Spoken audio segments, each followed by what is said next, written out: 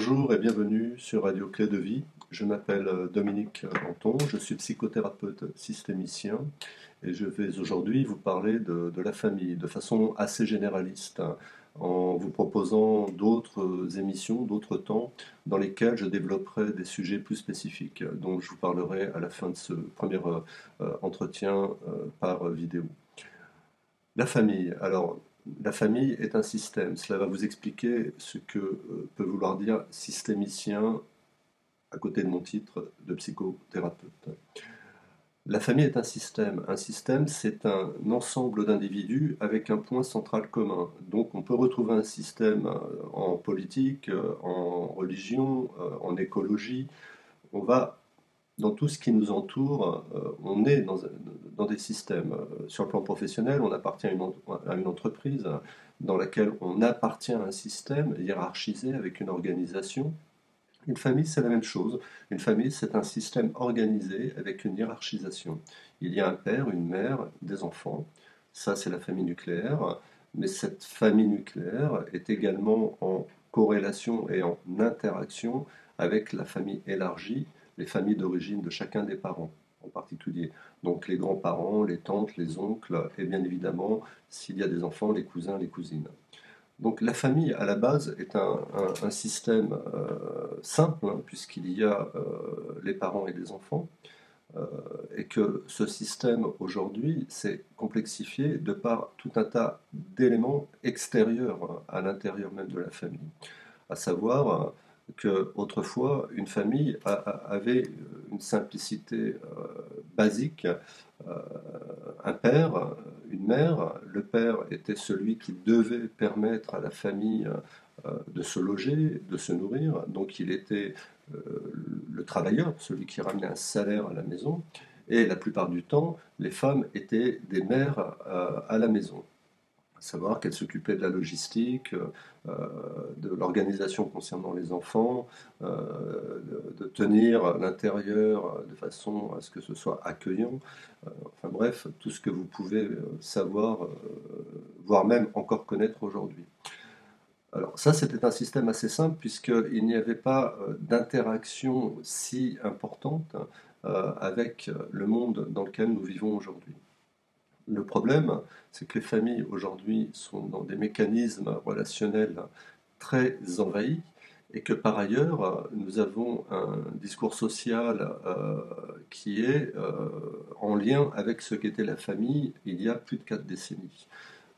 Ça crée un paradoxe. Donc c'est complexe puisque les familles aujourd'hui, en général, pas toujours, mais de façon générale, les deux parents ont une fonction, travaillent, hein, sont donc à l'extérieur, et les enfants ne sont plus comme c'était le cas autrefois lorsqu'ils rentrent de l'école, du collège, du lycée, ne sont plus immédiatement en contact avec un des parents, en l'occurrence à l'époque, la mère la plupart du temps. Donc, les mécanismes relationnels de prise en compte, d'organisation, tout cela a complètement changé. Et nous n'en sommes pas suffisamment conscients, de mon point de vue en tout cas. C'est-à-dire que aujourd'hui, l'intimité d'une famille, à savoir tout ce qui se partage dans une famille, est énormément envahi par toutes les nouvelles technologies, par les smartphones, par les tablettes, etc., etc. Savoir qu'il est bien rare que dans une famille, on soit seulement entre les membres de la famille lorsqu'on se retrouve. Il y a toujours un intermédiaire à un moment ou un autre, le téléphone, la tablette, l'ordinateur. Bref, il est très rare que les familles se rencontrent de nos jours de façon pérenne, sans être interrompues ou envahies par ces appareils. Ça ne veut pas dire qu'il faut les remettre en cause et qu'on ne doit pas avoir accès à ces moyens de communication, mais ça pose de nouvelles données pour pouvoir avoir un système familial qui soit fonctionnel. Alors, aujourd'hui, les familles sont prises un peu entre deux feux, entre ces parents qui veulent être des bons parents, pour la plupart en tout cas, excusez-moi, et par ailleurs, euh, un message sociétal très fort, hein, qui est qu'une famille, ça fonctionne de telle façon, avec tel code, avec telle organisation, où on culpabilise les parents, où on renvoie aux parents qui ne s'occupent pas assez de leurs enfants, tout en leur demandant par ailleurs d'être dans un objectif professionnel, puisque notre société, si on ne gagne pas un petit peu d'argent, on ne peut pas y avoir de place. Donc, nous sommes dans un paradoxe constant entre être le bon parent et être en même temps professionnel, en même temps avoir une activité personnelle, en même temps être dans les relations amicales et en même temps également être dans le relationnel familial élargi. C'est très compliqué, beaucoup plus compliqué que ce que l'on imagine. C'est-à-dire que au quotidien, une personne, un adulte, un parent, va porter plusieurs casquettes. La casquette évidemment du père ou de la mère, la casquette du professionnel, la casquette de l'homme ou de la femme, la casquette de l'ami par rapport à ses relations amicales, la casquette de son implication dans une activité, qu'elle soit sportive, associative ou autre.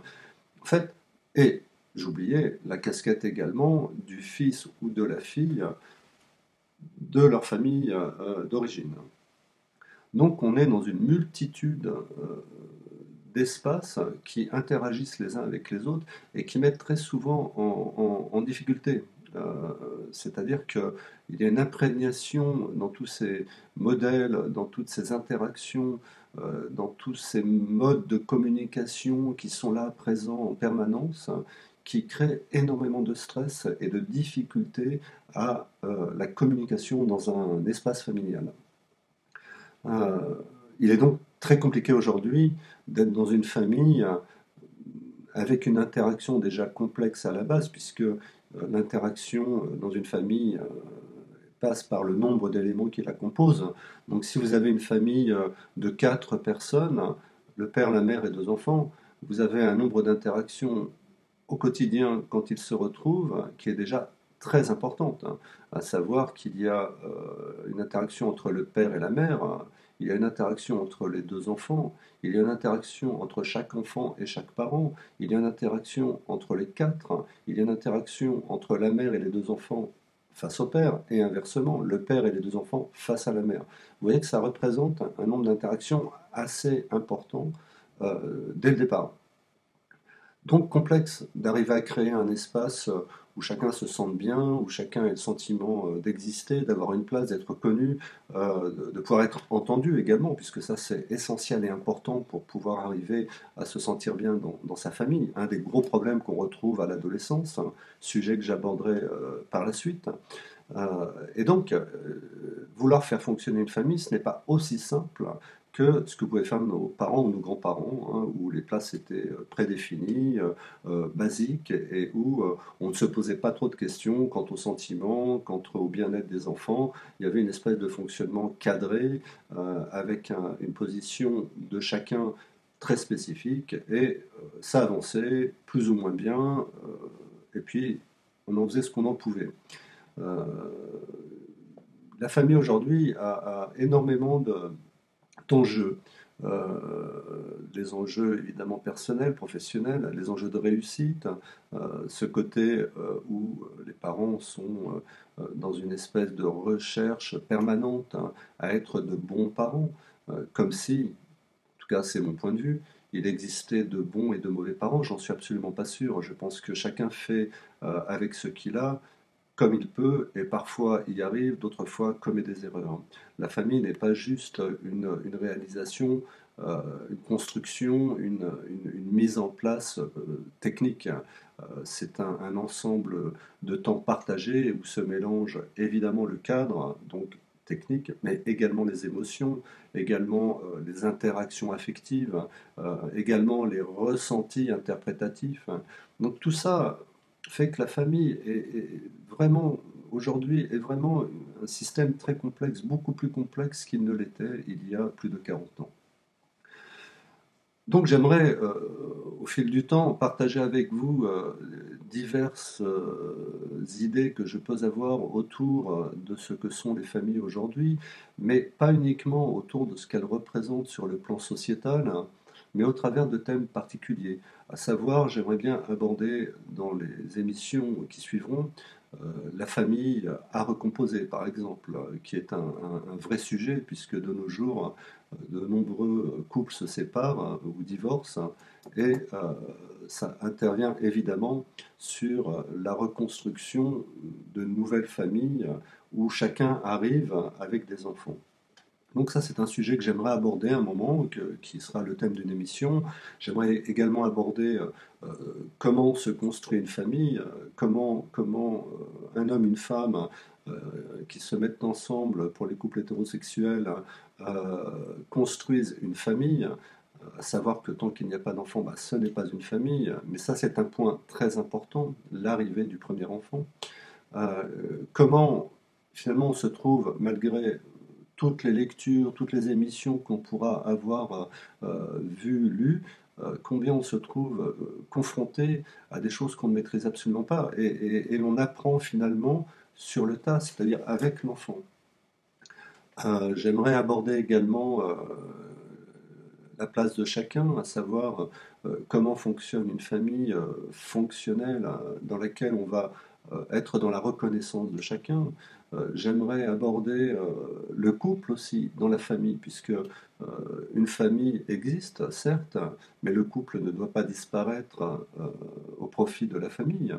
Euh, J'aimerais également aborder le départ des enfants, puisqu'une famille, ça ne dure qu'un temps, et qu'à un moment donné, ce couple qui a été à un moment donné sans enfant, qui décide de former une famille, à un moment donné de leur existence, vont à nouveau être un couple. J'aimerais aborder également la place de l'homme et de la femme.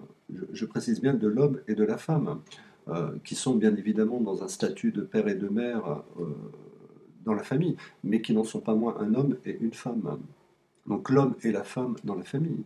J'aimerais aborder également l'adoption, puisqu'il y a des familles où il n'y a pas d'enfants qui sont issus du couple parental, mais qui vont être adoptés. Voilà, j'aimerais aborder un certain nombre de sujets avec vous au fil du temps, au travers de petites vidéos comme celle-ci, qui, j'espère, solliciteront de votre part des questions auxquelles je me ferai un plaisir de répondre, évidemment, par le biais de mon site, de mon mail, ou par le biais de la radio, si cela est envisageable. Euh, j'espère que ce que je pourrais vous apporter, vous dire et vous exprimer autour de la famille, dans les divers thèmes que je vais essayer d'aborder avec vous, vous apporteront quelques éclaircissements. Alors, je ne détiens pas une vérité, bien évidemment, ce sont mes hypothèses et mes approches. Mais j'espère que certains et certaines d'entre vous s'y retrouveront et pourront épuiser un certain nombre d'éléments qui leur apporteront et qui les aideront dans les questions que vous pouvez vous poser.